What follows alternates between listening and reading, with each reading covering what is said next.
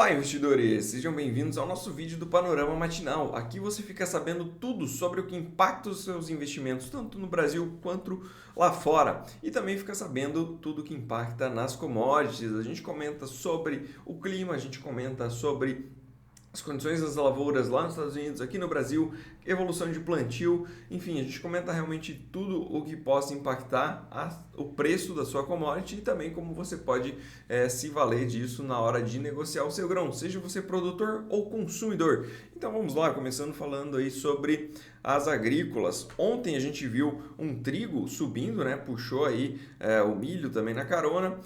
Comentei com vocês sobre o relatório do USDA trimestral, onde os estoques para o milho vieram abaixo da perspectiva, trazendo aí um viés mais altista para o milho, e para a soja veio com um viés mais negativo, trazendo um estoque de passagem maior. E a gente viu uma soja realmente caindo também no dia de ontem. O protagonista foi o trigo, que subiu mais de 20 cents por bushel e acabou também dando uma força a mais para o milho, que subiu cerca de 11 cents por bushel. A soja, que chegou a estar caindo cerca de 10, 11 centavos por bushel, acabou encerrando o pregão também no campo positivo. Subiu, mas não subiu muito, né? Não tanto quanto os demais que a gente observa. E hoje a gente vê um trigo subindo 0,02%, praticamente no 0 a 0, né? Estável mesmo. Um milho que cai 0,23%, fazendo uma correção aí perante o dia de ontem. O complexo da soja, em suma, vem caindo. Soja cai 0,63%, farelo 1,58%. E o óleo de soja sobe 0,26%. Basicamente, a gente vê aí uma soja dando sequência na sua perspectiva de preços mais baixos, né? Soja que vem desenhando uma tendência mais baixista. E lembrando, se a gente pega as correlações entre soja e os demais grãos, por exemplo, soja contra milho, soja contra trigo, a gente vai ver que o preço da soja está realmente mais alto que os demais, se a gente olha para um histórico mais geral. E o que tende a acontecer? Esses preços eles tendem a se equalizar. Como que isso pode acontecer?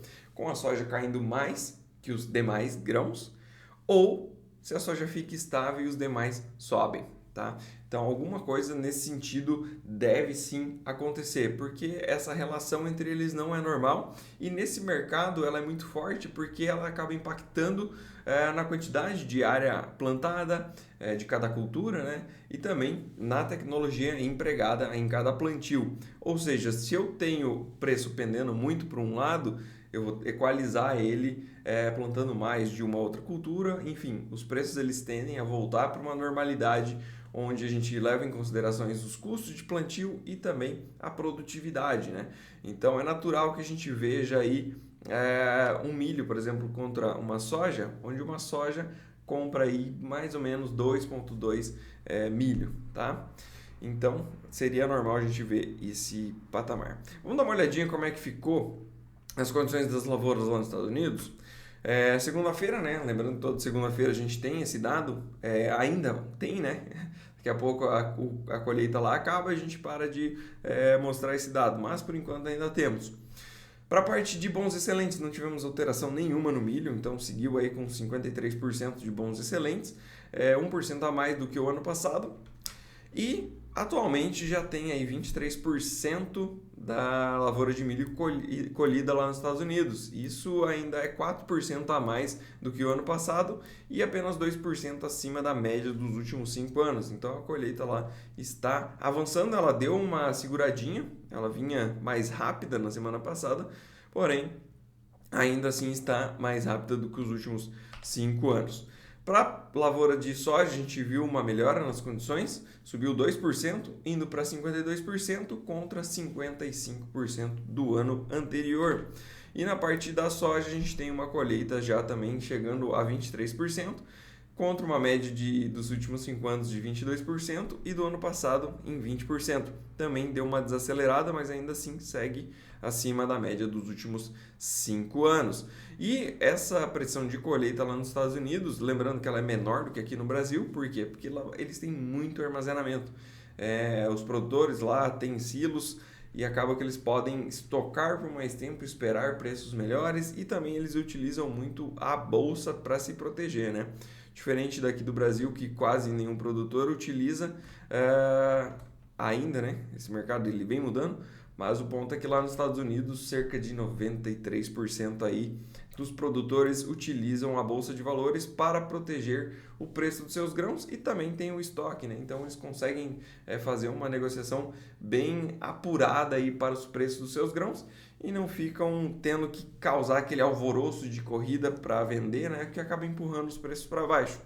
Porém, a gente vê realmente o preço do soja indo para baixo por algumas questões que eu comentei com vocês no vídeo passado, mas vamos recapitular elas, né? Basicamente, o custo de carrego desses grãos hoje ele é muito caro, então por mais que o produtor lá ele tenha a condição de guardar esse grão, hoje não é muito interessante. Por quê? Porque ele consegue vender esse grão e aplicar na bolsa, em bonds, né, que seria a renda fixa deles, e obter aí 5,25%, 5,5%, enfim. Eles conseguem receber uma taxa bem atrativa. Para nós aqui seria uma taxa, 5%, não é nada, né? Porque a gente está acostumado com taxas muito mais altas. Mas lá nos Estados Unidos eles não veem isso faz muitos anos, mas muitos anos. Se eu não me engano, desde 2008 não tem taxas de juros tão atrativas lá nos Estados Unidos. É claro que ainda tem a questão de inflação, então o ganho real, o juro real lá nos Estados Unidos ele fica menor do que, por exemplo, aqui no Brasil, né? A gente via aqui, por exemplo, no ápice desses últimos anos foi 13,75 contra uma inflação que ela veio caindo ali no governo passado, né? Chegando a dar um juros real muito próximo de 7%, né? Então, um juro bem mais interessante. Lá, eles teriam que estar com inflação negativa para ter um ganho real como a gente tinha aqui no Brasil. De qualquer forma, ainda é muito interessante eles fazerem esse tipo de movimento, vender o grão e colocar em renda fixa, porque o custo de manter o grão também armazenado, ele é alto, né? Então, acaba que o que acontece? A ponta compradora, ela deixa para comprar depois, porque para ela também não é interessante antecipar essas contas, porque ela vai ter um custo de carrego lá na frente. Então é melhor deixar esse custo com a origem e comprar só da mão para a boca, tá? Então assim como eu for precisando, eu vou comprando. Por quê? Porque eu tenho uma abundância de oferta no mercado, tanto de soja, quanto de milho, quanto de trigo. Então não preciso sair fazendo estoques, formando estoques antecipados. Por quê? Porque eu sei que daqui a pouco entra mais safra, entra mais produto. Então, por enquanto, tá sossegado. E isso acaba fazendo uma pressão negativa nos preços, tá, pessoal? Petróleo. Ontem a gente viu o petróleo negociando na casa dos $92 e hoje já está 88,69. O petróleo muito volátil, tá? Muito volátil mesmo. Lembrando que eu comentei com vocês, o petróleo veio de uma sequência de altas muito forte mesmo, e ele tendia a não romper de forma consistente essa região dos 93, tá? É só voltar alguns vídeos aí que vocês vão comentando isso. E de fato é o que está acontecendo, tá? O petróleo está marcando um topo aí na região, num falso rompimento que ele fez naquela região ali, né? E por que eu comentei isso?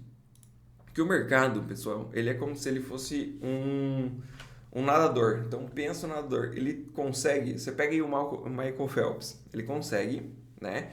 O cara, um profissional, ele consegue atravessar várias vezes a piscina. Porém, em algum momento ele vai ter que tomar um fôlego para continuar fazendo essas travessias, tá? E o mercado funciona da mesma maneira. Então, se ele vem forte, tá? Atravessou várias vezes a piscina, meu Deus, ele vai continuar, ele não vai parar nunca. Não, ele tem que em algum momento tomar um fôlego para daí continuar fazendo o seu movimento. Isso seria o quê? Seriam basicamente pessoas, investidores que compraram suas posições em algum determinado ponto aqui, realizando o lucro das suas operações. Então você imagina, quem comprou alguma posição lá no petróleo, sei lá, 78, 80 dólares, pô, chegou a 93 dólares, são 10 dólares de ganho, é muita coisa, muita coisa. Então é natural que haja uma realização desses lucros, né? E isso acaba impactando no movimento de queda, tá? Então, basicamente o que a gente viu aqui foi isso acontecendo no petróleo.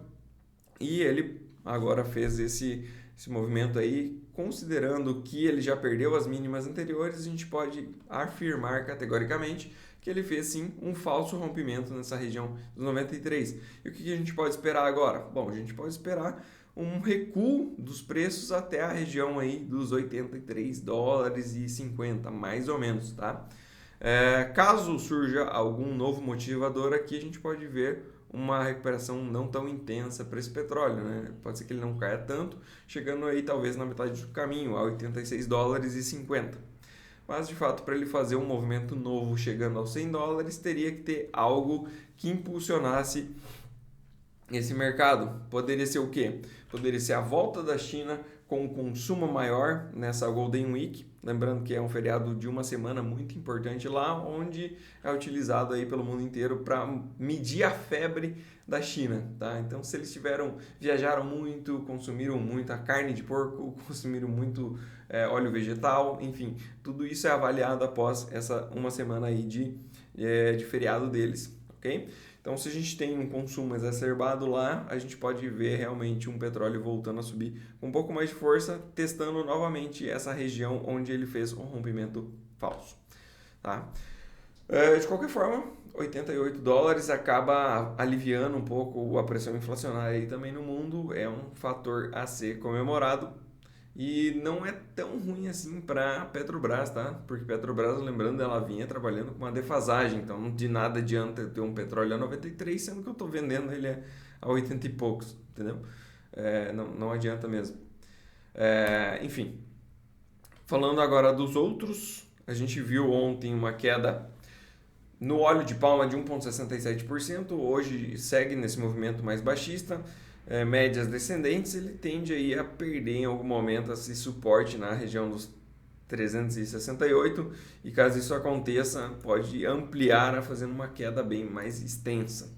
E isso acarretaria também num óleo de soja mais baixista, que também vem aí com médias descendentes e pode sim fazer um movimento mais agudo. Para a parte da soja, a gente viu, como eu comentei, soja subiu no dia de ontem, subiu pouco, né? Mas subiu 0,16% e hoje já vem entregando praticamente toda a alta que teve ontem. Vindo para testar novamente aí os 12 dólares e 60 por bushel. Caso perca essa região, comentei com vocês, próximo suporte lá em 11,80 e depois em 10,80 seria o alvo por Fibonacci. A gente vê um milho, subiu muito bem ontem, comentei com vocês, subiu 2,52%, vem testando aí aquela figura complexa que a gente já mostrou em outros vídeos, seria basicamente esse triângulo simétrico aqui. Caso venha romper, tem resistência ali na casa dos 5 dólares por bushel. Para a parte do trigo, o trigo deu uma boa recuperada também, 4,29% no dia de ontem. Lembrando que no dia anterior, na sexta-feira, ele tinha caído 6,44%, tá? Então recuperou aí 2/3 basicamente da queda que teve, né? E hoje já vem fazendo um movimento que a princípio ele tende a puxar um pouco mais para o negativo. Vamos dar uma olhadinha nas bolsas? Como é que ficou no dia de ontem? Na América, a gente teve o S&P fechou levemente positivo, basicamente no 0 a 0. Nasdaq subiu 0,67%, parte de tecnologia, né? E Dow Jones, que seria a antiga economia lá nos Estados Unidos, caiu 0,22%. E Brasil caiu intensamente 1,29%. Comentei com vocês, né? E foi bem assertivo. O que era esperado para o começo do dia? Era um dólar mais alto e uma bolsa em queda, né? E foi de fato que a gente comentou que aconteceu, né? Porém, a amplitude do movimento ela acabou surpreendendo. Por quê? Porque basicamente não tinha informações aí de Ásia e Pacífico e também tinha um dia um pouco mais calmo em indicadores econômicos, né? De qualquer forma, é um movimento bem expressivo aqui no Brasil, chegou a estar caindo mais e fechou até aqui ok, né? Fechou em cima da região de suporte com 29% de queda. Hoje seguimos aí com Ásia, China em feriado, volta só lá no dia 8 de outubro. A gente tem o Japão caiu 1,83%, Coreia do Sul também está em feriado, tá? E a gente viu a Austrália caindo mais 1,28%, queda mais exacerbada aqui na Austrália. Isso aqui pode dar um tom mais negativo para o Brasil também no dia de hoje. A Europa segue com a sua movimentação baixista, né? A Europa que vem desenhando já há vários e vários meses, faz acho que mais de 4 meses que eu comento que a Europa vem numa tendência de queda e dia após dia ela vem reforçando esse movimento, né? Então o Eurostoxx 50 caindo 0,35%, destaque de queda hoje fica para a Bolsa Italiana caindo 1,55%, os pickpockets lá estão muito fortes, né? E a gente vê aí também a Alemanha caindo 0,5%. Destaque também para a Alemanha porque do bloco europeu ela é uma das bolsas mais fortes, né, da economia mais forte, então acaba que puxa bem o Eurostoxx aqui, né, com essa queda de 0,5%. Para a parte de futuros, S&P zerado, a gente tem uma Nasdaq em leve queda de 0,16%. Dólar hoje um pouco mais forte contra as principais moedas do mundo e um dólar também mais forte contra países emergentes. Então, teoricamente, o que a gente poderia esperar para a abertura de hoje aqui no mercado brasileiro seria realmente mais um dia aí com um dólar um pouco mais forte e uma bolsa com um tom mais negativo, tá, pessoal? Vamos ver o que a gente tem na nossa agenda hoje? Nada, tá? Na verdade, a gente tem um dado sim relevante às 11 horas da manhã, que é a ofertas de emprego JOLTS. Basicamente, esse dado ele mede aí o número de vagas abertas nos setores privados, tá? Então, um dado bem relevante a ser publicado às 11 horas da manhã. Aqui é aquela questão, quanto pior, melhor. Então, quanto mais vagas abertas. Na verdade, aqui cabe uma ressalva, tá, pessoal? Porque assim, se a gente tem um monte de vaga aberta, quer dizer que tem gente querendo contratar. Porém, se a gente tem vagas, não tantas vagas abertas, quer dizer que essas vagas foram preenchidas. Então, esse dado aqui ele é um dado que acho que ele vai demandar algum esforço aí do mercado para decidir. Provavelmente ele seja mais neutro, tá? Independente de como ele venha, por essas questões. Porque de um lado, se você tem um aumento na ofertas de emprego aberta, quer dizer que mais gente está contratando, mas se você tem uma diminuição nas vagas abertas, quer dizer que elas foram preenchidas. Então, ele é um dado que ele carece de um pouco mais, ele carece de olhar com uma lupa ali para ver se vierem com vagas menores, se elas foram fechadas ou se elas foram preenchidas, tá? Então, esse aqui é um dado que, num primeiro momento, ele pode não ter um impacto muito grande no mercado, mas de qualquer forma ele é um dado sim relevante, tá? Mas ele carece aí de algum estudo em cima que o mercado vai ter que digerir ele durante aí a elaboração dele, né? A hora que for publicado, o mercado provavelmente vai dar uma mexida para os dois lados e conforme o pessoal for abrindo o dado aí a gente vai ter uma movimentação mais adequada, indo para de fato para onde ele mostrou, né? Então vamos ficar atento, dado legal aí pra gente ver, né? E amanhã eu trago para vocês aí como é que foi no detalhe este dado. Certinho, pessoal? Grande abraço, tenham todos aí uma ótima semana.